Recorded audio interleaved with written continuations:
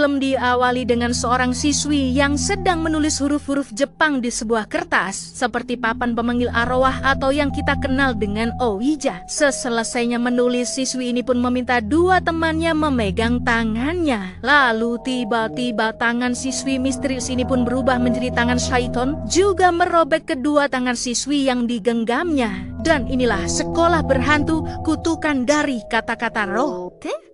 Ah, 占いかなんかこれ。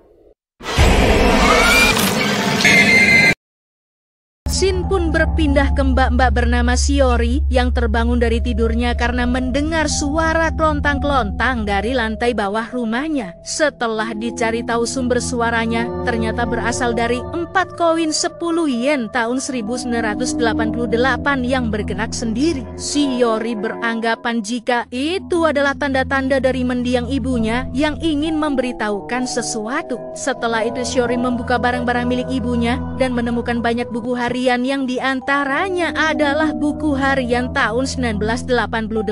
Teringat dengan koin tahun 1988 tadi, Shiori pun membaca isi dari buku harian di tahun yang sama dan tertulis bahwa pada tanggal 18 Juli 1988, beberapa siswa kelas nomor 4 tewas akibat gas beracun. Juga terselip sebuah foto jadul, yaitu murid-murid ruang kelas 4 pada tahun itu.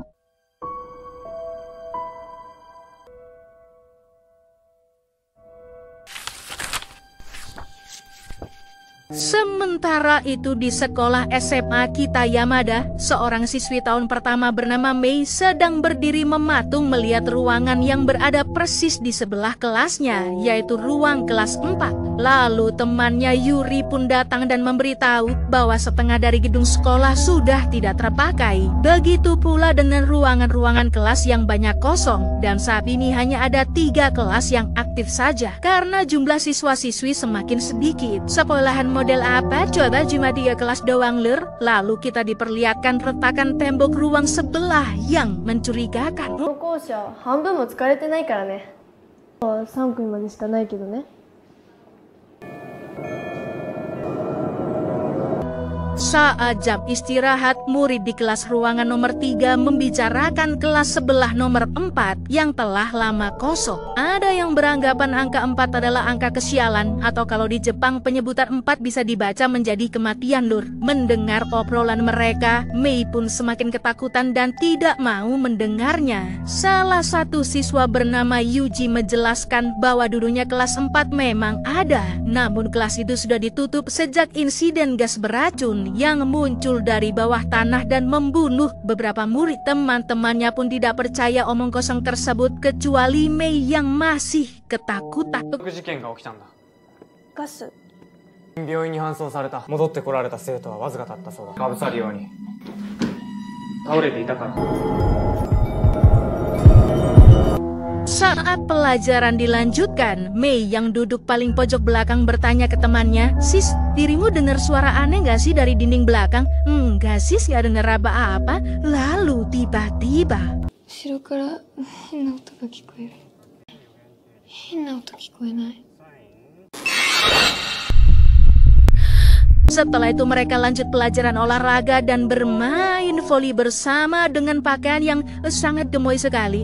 Tak lama kemudian Yuri melihat sesosok wanita di dalam gudang olahraga. Yang jelas itu nggak mungkin guru penjaskes ya kan Dok? Seperti kebanyakan film horor pada umumnya, Yuri yang penasaran pun masuk ke dalam sana. Tiba-tiba pintu tertutup dengan sendirinya. Lalu Yuri melihat sepasang kaki tanpa tubuh dan untungnya pintu pun bisa terbuka.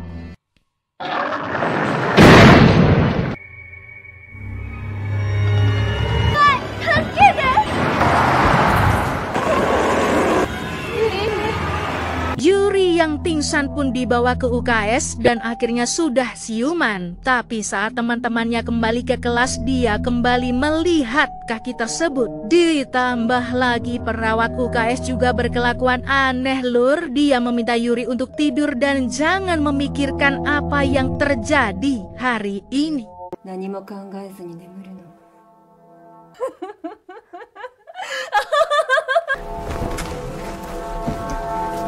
Sementara itu murid-murid yang sudah kembali ke kelas membicarakan tentang gedung sekolah yang dulunya adalah rumah sakit, di mana ada seorang pasien gadis yang telah menghilang. Perawat pun hanya menemukan sandalnya tepat di depan cermin, dan rumor yang beredar gadis itu telah tersedot ke dalam cermin tersebut, di mana cermin itu masih ada sampai sekarang, yaitu cermin besar yang ada di tangga. Namun Mei meminta teman-temannya untuk tidak membicarakan hal-hal mistis seperti itu karena pamali ya kan, dan bisa menjadi kutu dama atau artinya kata-kata yang diucapkan bisa benar-benar menjadi nyata. Murid-murid itu pun akhirnya pergi dari kelas kecuali Dek Ayano yang masih mengerjakan PR di sana. Sampai akhirnya dia merasa ada tangan memegang pundaknya. Namun ketika ditoleh ke belakang tidak ada siapa-siapa.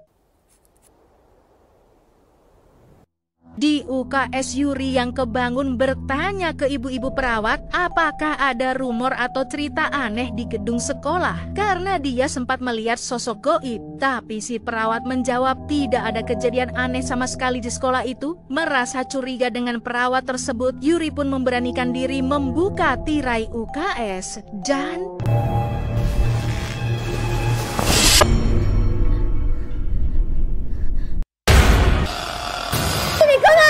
Tak lama setelah itu, Ayano masuk ke UKS untuk mengecek kondisi Yuri, tapi anehnya tidak ada Yuri di tempat tidurnya, dan hanya ada ibu-ibu perawat saja. Ayano pun melihat kejanggalan bahwa ibu-ibu perawat menulis kalimat yang sama berulang-ulang, yaitu hati nurani yang ternodai tak akan pernah murni kembali. Juga terlihat kakinya yang pucat kebiru-biruan dan nyeker lagi. Jelas melihat itu Ayano langsung pergi dari sana ya kan Lur?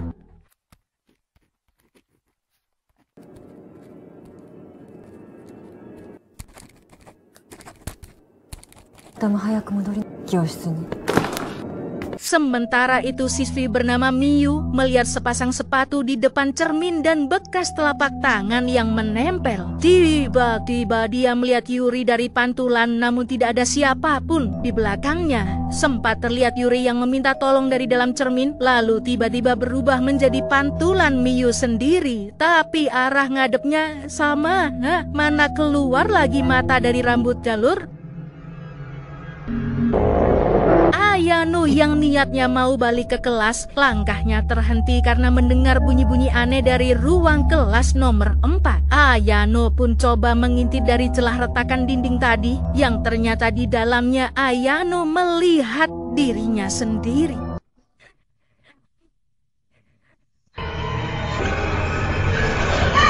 Ayano pun langsung lari ke kelasnya dan melihat Miyu yang sedang terkapar. Karena ada jejak kaki berlumpur mendekatinya, Ayano segera membopong Miyu keluar dari kelas. Namun tak lama kemudian terlihat Miyu asli yang baru keluar dari kelas. Nah, terus yang aku bopong ini siapa dong? Dan ternyata...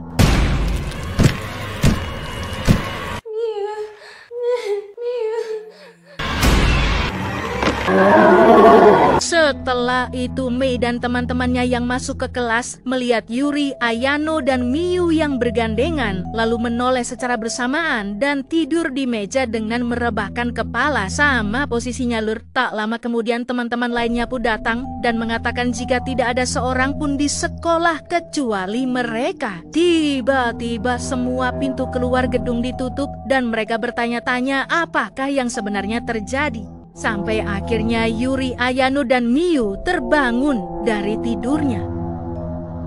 Di lain sisi ada sekelompok anak berandal nekat menjebol jendela tralis sekolah SMA Kita Yamada dan masuk ke area gedung yang tidak terpakai. Sebut saja mereka adalah Paijo, Tukimin, Sutrisno, dan Siti.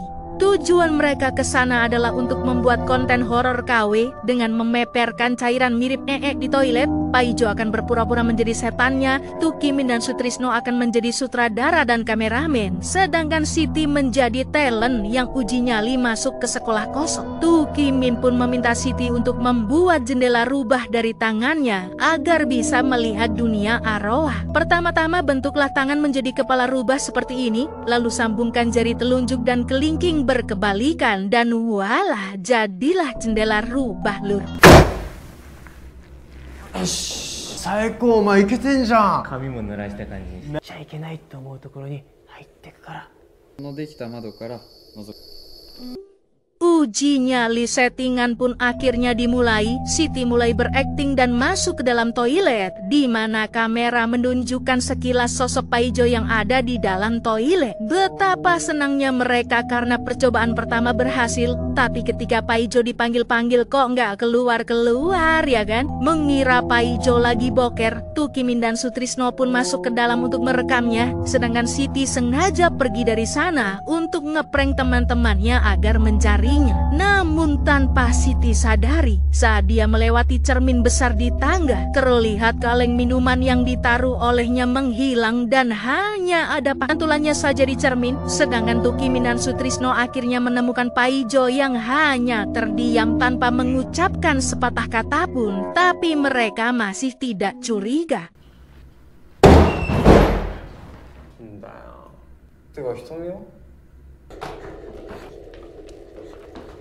Setelah itu mereka bertiga pun pergi mencari Siti. Namun anehnya saat melewati jendela teralis yang tadi dijebol, ternyata sudah kembali seperti semula, bahkan lebih kuat dari sebelumnya. Begitu pula dengan Siti yang tersesat di gedung sekolahan, seakan-akan mereka sengaja dijebak oleh penunggu di sana. Berbagai cara pun dilakukan mereka agar bisa keluar dari gedung, namun tidak ada yang berhasil. Sampai akhirnya Paijo yang dari tadi terdiam dengan wajah ketakutannya mengatakan jika yang teman-temannya rekam di toilet tadi bukanlah dirinya. Tukimin dan Sutrisno pun langsung mengecek rekamannya dan ternyata benar sosok itu bukanlah Paijo melainkan hantu wanita. お前たちがトイレに入って俺は顔を出してない。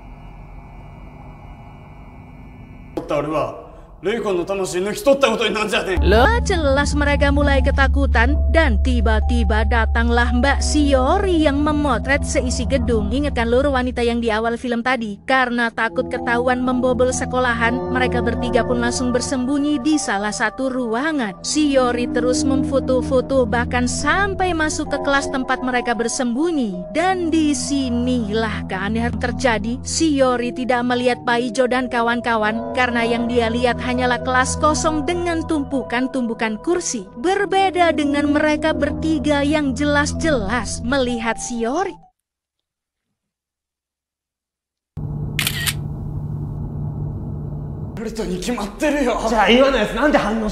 Setelah itu Paijo pun menceritakan apa yang sebenarnya terjadi saat proses rekaman. Saat itu Paijo bukan berada di bilik tengah melainkan sembunyi di bilik sebelah kiri. Lalu tiba-tiba terlihat tangan yang memanggil-manggilnya, tapi tidak ada siapapun di balik pintu. Dan ketika Paijo melihat ke atas lur,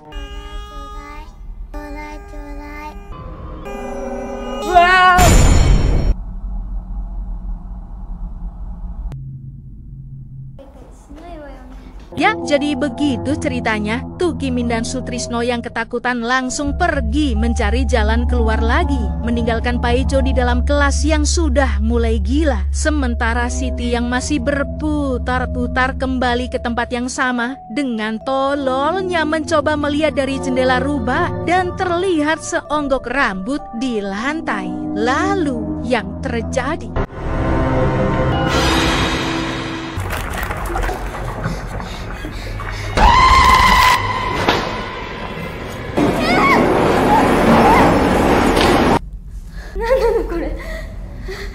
Tukimin dan Sutrisno yang masih muter-muter tanpa sengaja bertemu dengan Mei dan teman-teman kelasnya. Sedangkan Siti melihat tulisan Ouija di papan dan juga menemukan sekeping uang 10 yen tahun 1988. Lalu tiba-tiba terdengar suara wanita dari speaker ruangan dan ternyata itu adalah suara Mbak Shiori yang berbicara melalui ruang siaran. Shiori mengatakan jika dulunya dia adalah murid di sana sana. Namun sayang angkatan Shiori adalah angkatan kelulusan yang terakhir. Sekarang gedung sekolah SMA Kitayamada yang sudah tua dan tidak memiliki murid lagi hanya menjadi kenangan karena sebentar lagi akan dibongkar. Loh, kok tidak ada murid katanya? Setelah membaca buku harian ibunya yang juga lulusan sekolah tersebut, Shiori mengetahui bahwa ada musibah mengerikan yang pernah terjadi pada tahun 1988, di mana gas beracun bawah tanah bocor dan membunuh siswa-siswi yang saat itu sedang pelajaran bahasa Inggris di ruang kelas nomor 4. Fakta menariknya adalah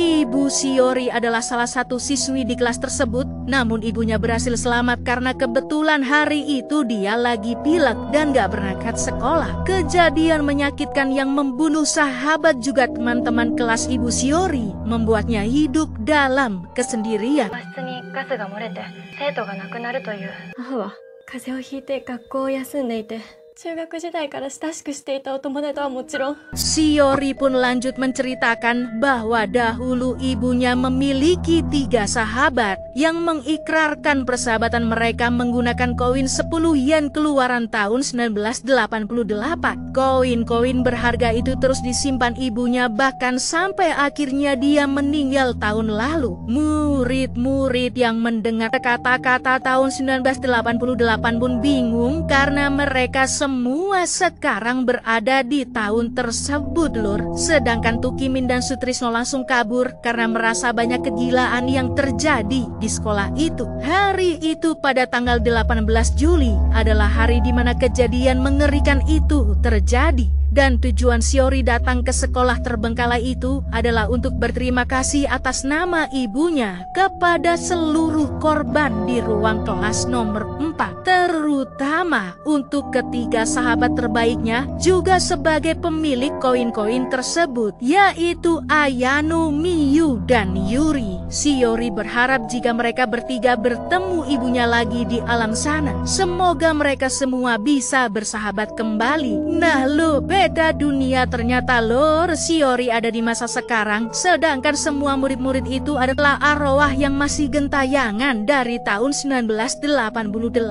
に代わって感謝を伝えたくて、優しくしてくださった綾乃さん、みゆさん、ゆりさん、ありがとう。さようなら。 Jelas para murid yang mendengarnya pun terkejoet karena itu artinya mereka adalah siswa-siswi di ruang nomor 4 dan telah meninggal akibat terkena gas beracun. Gak pakai lama ruang nomor 4 pun langsung dijebol dan mereka melihat mayat-mayat yang bergelimpangan.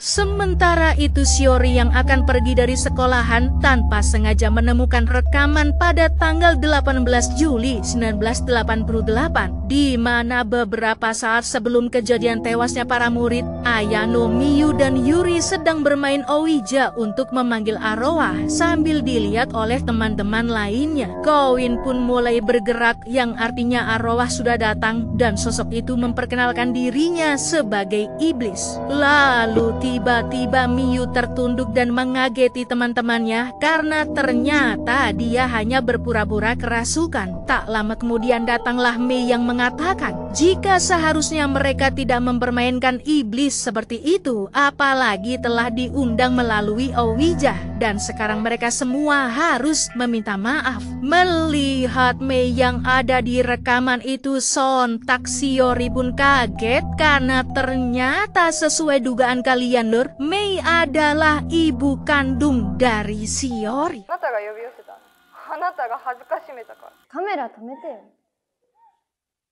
お母さん、風邪で休んだんじゃなかったの？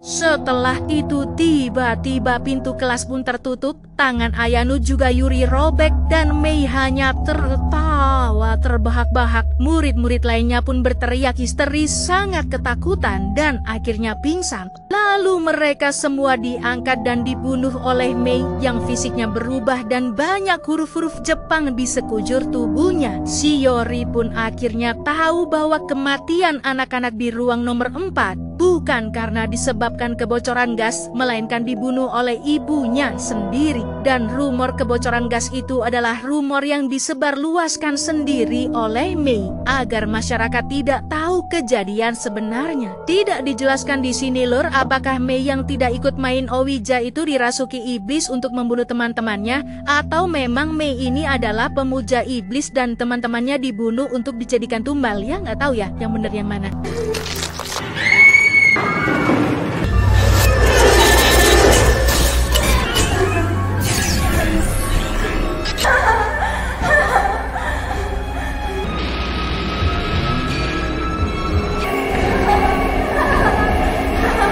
Kembali ke murid-murid yang berada di kelas nomor 4, mereka membuka penutup kepala mayat-mayat di sana dan masing-masing melihat dirinya sendiri. Siswa-siswi ini pun sangat merasa terpukul karena selama ini tidak menyadari bahwa mereka telah mati. Sedangkan Mei yang melihatnya masih terus tertawa terbihik-bihik. Sementara itu Shiori yang ketakutan mengetahui fakta dari video tersebut langsung pulang ke rumahnya dan mengecek foto-foto hasil jepretannya tadi, di mana terlihat Paijo, Tukimin dan Sutrisno yang sosoknya samar-samar. Itu artinya mereka juga telah mati karena dibunuh oleh hantu Mei. Dan itu pula lah kenapa mereka bisa melihat murid-murid yang sebenarnya sudah menjadi arwah, ya kan? Di lain sisi, Siti yang masih hidup karena memang tidak mencari gara-gara dengan iblis, melihat Saiton yang memanggil-manggilnya dan mulai keluar dari cermin yang berada di papan. Namun dia memberanikan diri untuk melawan, yang membuat kaca itu pecah dan Siti pun akhirnya bisa keluar dari gedung sekolah terbengkalai itu.